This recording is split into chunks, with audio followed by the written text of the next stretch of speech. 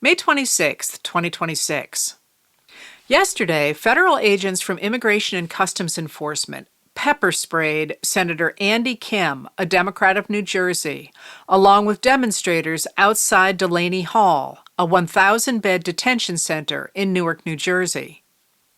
In February 2025, the administration signed a 15-year, $1 billion contract with the GEO Group, which operates private prisons, to expand the Delaney Hall facility dramatically as an ICE prison. New Jersey officials have argued in federal court that GEO Group does not have the required permits to operate the expanded facility. Yet the facility opened about a year ago. In February, 25 detainees at Delaney Hall signed a letter distributed by the National Advocacy Group for Undocumented Immigrants, COSECHA, as Our Cry, a letter from inside Delaney Hall. In the letter, they apologized for the way we entered the United States, explaining that we were experiencing safety circumstances that endangered our lives and the lives of some members of our family. They emphasized that they had surrendered to border authorities and continued to work within the system, attending check-ins, getting work permits, and paying taxes before being seized by ICE agents. They explained that they have not been afforded the legal hearings guaranteed by the U.S. Constitution and are being pressured to self-deport under threats of being sent not back to their country of origin, but rather to third countries like Uganda. They noted that ICE agents have arrested children, the elderly, and people with medical issues, and that the facility is overcrowded. In a second letter, Delaney Hall detainees expanded their picture of their circumstances, noting that some of them have lived in the country for more than a decade, have citizen children, and were complying with legal requirements. They noted that detainees with HIV, cancer, diabetes, and heart conditions are not receiving proper medical attention. In the second letter, signed by nearly 300 people, the detainees pleaded with senators, Congress members, foundations, and organizations that collaborate with immigrants for help. In big letters at the bottom of the document, they wrote, SOS, the International Distress Call.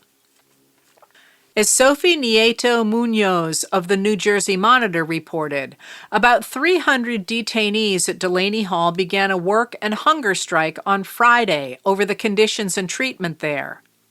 From inside, they called their family members outside, who shared their stories of worm-infested food, crowded conditions, and pressure to self-deport until guards cut their access to phones and tablets. Their goal, they said, was the immediate release of young detainees, the elderly, and those who are medically vulnerable, and to bring attention to the fact that immigration judges are ignoring their cases. On Saturday, Kim and Representative Rob Menendez Jr. visited the facility. Kim posted on social media that the detainees had accurately represented conditions there. He said he found an 18-year-old high school student crying and saying she just wanted to graduate, a pregnant woman without full OBGYN care, a woman who had suffered a miscarriage and had no medical care, a mother who was largely separated from her 4-month-old baby, the husband of an American citizen wife and child, spoiled food, a court docket showing one judge with 74 cases to handle in one day, allowing the judge about 5 minutes per case, a man from South America being threatened with deportation to Congo, where there is an active Ebola outbreak, and so on. Kim concluded spending tens of billions of dollars from American families to perpetuate cruelty against people who aren't violent criminals or felons is a waste of money and wrong. Our government should focus on helping Americans afford their lives, not lock people up in for-profit detention centers where corporations like GEO Group and CoreCivic make billions. No profiting off of human misery. On Sunday evening, dozens of protesters blocked the entrances to Delaney Hall after it appeared that guards were trying to move Martin Soto, one of those who announced the hunger strike. His wife, Gabriela Soto, has been organizing protesters on the outside. The people inside Delaney Hall are fathers and mothers, sons and daughters, and members of our community, she told Ryan Mancini of The Hill. In New Jersey, we believe in the rule of law and that everyone deserves to be treated with basic dignity. We have a duty to safeguard the rights, health, and well-being of everyone within our borders. On Monday, New Jersey Governor Mikey Sherrill, a Democrat, was denied entry to the facility. She said that refusal raised serious questions about what they are trying to hide from public view. A spokesperson for the Department of Homeland Security, or DHS, said that Sherrill's visit was nothing more than a political stunt on Memorial Day, when visitation is currently suspended due to riots outside in the facility. DHS also insisted that Democratic lawmakers were spreading smears about ICE and Delaney Hall.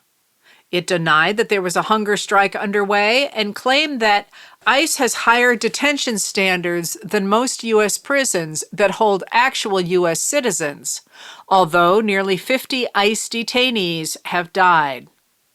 It claimed Democratic concerns were a political stunt and insisted those it is detaining are the worst of the worst. On Monday, Kim, Sherrill, and New Jersey Representatives Nellie Poe and LaMonica MacGyver were back at the facility, along with about 150 protesters, when federal agents sprayed the crowd with pepper balls and pepper spray.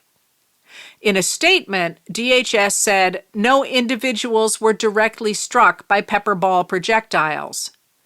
It then went on to call the protesters dangerous rioters and said their obstruction of the way out of the facility, preventing Soto's removal, was a federal crime.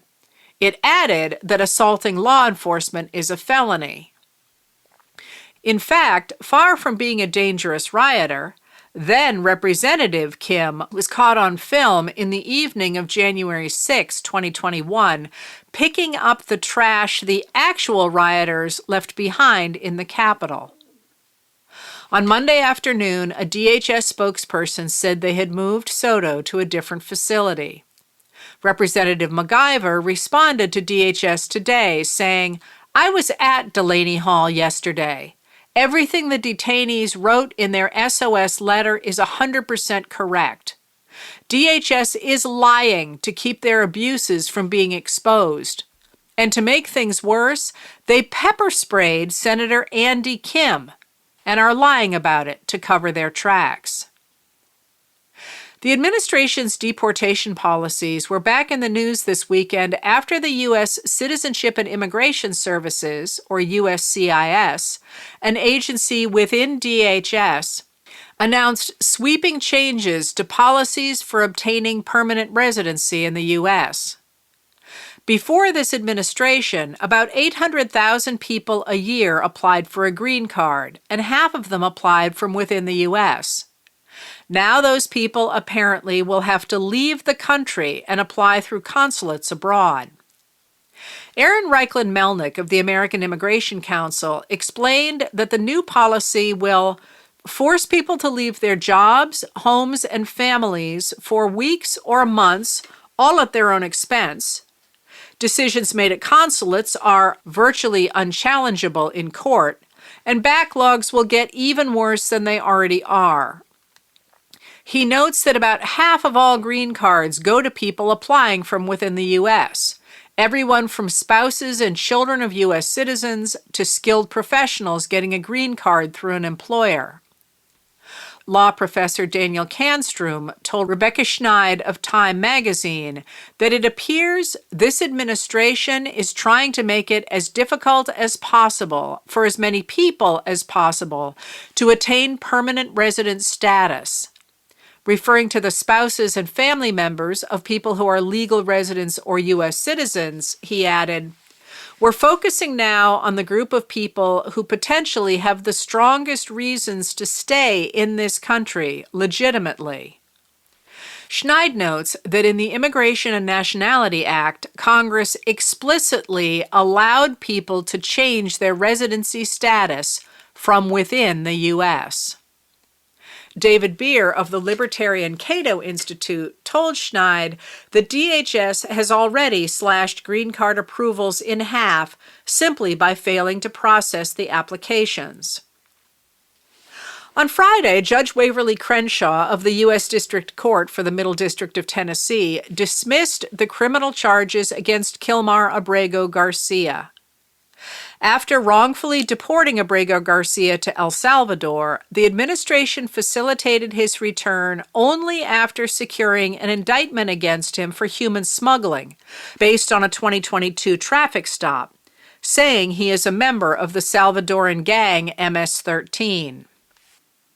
Ábrego Garcia had not faced charges from the traffic stop initially, and Crenshaw said the Justice Department's reopening of the old case to prosecute Ábrego Garcia after he had successfully challenged his deportation to El Salvador showed vindictive prosecution. The evidence before this court sadly reflects an abuse of prosecuting power, Crenshaw said. Sergio Martinez Beltran of NPR reported that DHS called Crenshaw's decision naked judicial activism and vowed that this Salvadorian is not going to remain in our country. In a statement, Ábrego Garcia said, "Justice is a big word and an even bigger promise to fulfill, and I am grateful that today justice has taken a step forward." Representative Maxwell Frost, a Democrat of Florida, posted today that he had just visited so-called Alligator Alcatraz, which appears to be in the process of shutting down. He suggested that Florida Governor Ron DeSantis and Trump haven't wanted to admit it was closing because they have spent $1 billion of taxpayer money on the site in less than a year. But, Frost said, we can't allow this place to just shut down and then not talk about it anymore. That's what they want because they used $1 billion of our dollars to enrich private contractors that built and operated the place. They want us to move on because they don't want us to talk about the human rights abuses and civil rights abuses that have happened there and in other facilities as well. We have to continue to push for accountability and consequences for people who broke the law and misused our money, meant for hurricane preparedness, to kidnap and cage our neighbors.